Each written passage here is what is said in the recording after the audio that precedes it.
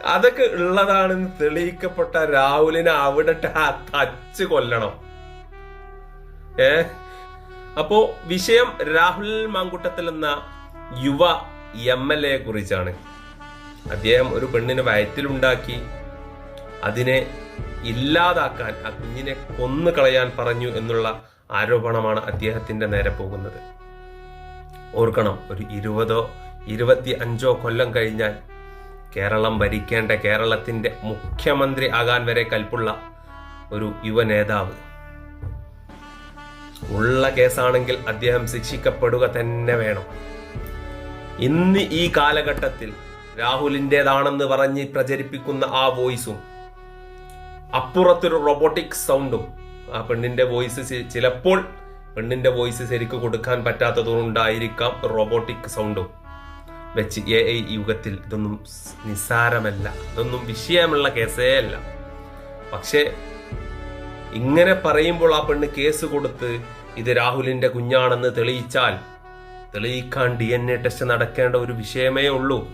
Simple കേസാണ്. പോലീസിന് കുറെ മല കയറി നടക്കേണ്ട ആവശ്യമൊന്നുമില്ല. പ്രതി അവിടെയുണ്ട്, വാദി ഇവിടെയുണ്ട്. ജസ്റ്റ് വാദിക്ക് വയറ്റിലുണ്ട് എന്നാ പറയണത്. ഉണ്ടെങ്കിൽ അതൊന്ന് തെളിയിക്കട്ടെ. അത് വയറ്റിലിപ്പം ലൈവിൽ വയറ്റിലുള്ളതാണെന്നാണ് എൻ്റെ ഒരു അറിവ്. പിന്നെ ഒരാൾക്ക് വൾഗർ അയക്കണം മെസ്സേജ് അയച്ചിക്കണെന്ന്. വൾഗർ ഇപ്പം ഫേമസ് ആയി. ഉദ്ഘാടനത്തിന് മാങ്ങാകടക്ക് ഉദ്ഘാടനം ചെയ്യാൻ വൾഗറിനെ കൊണ്ടുപോകുന്ന ആൾക്കാർ. ഏതായാലും ഇരയല്ലേ, ഇരയെ പിന്താങ്ങൽ ശരിയാണ്. അതൊക്കെ കഴിഞ്ഞ് ഇപ്പോ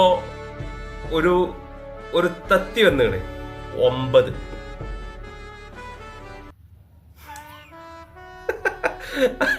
ആ ചങ്ങായിന് ഓന് വിളിച്ചിന് അയിമ പൊളിഞ്ഞത്.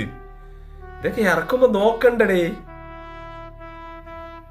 ഇങ്ങനൊക്കെ ഇറക്കുമ്പോ നോക്കണ്ടേ വെറുതെ.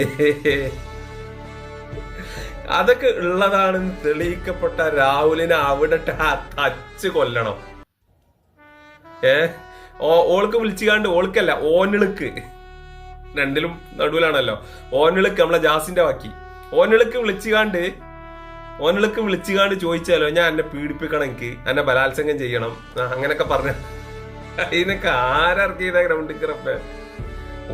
നിങ്ങൾ ഓർക്കണം, കുറച്ച് വർഷങ്ങൾക്ക് മുമ്പ് കേരളക്കരയുടെ സുൽത്താൻ പാവപ്പെട്ട സാധുജനങ്ങൾക്ക് വേണ്ടി ആ വയസ്സാം കാലത്തും ഇറങ്ങി ജനങ്ങളുടെ ഇടയിലേക്ക് ഇറങ്ങി വന്ന കേരളക്കരയുടെ കരളിന്റെ കഷ്ണം, ജനങ്ങളെ തന്റെ നെഞ്ചിലേറ്റിയ ഒരു നേതാവുണ്ടായിരുന്നു നമുക്ക്.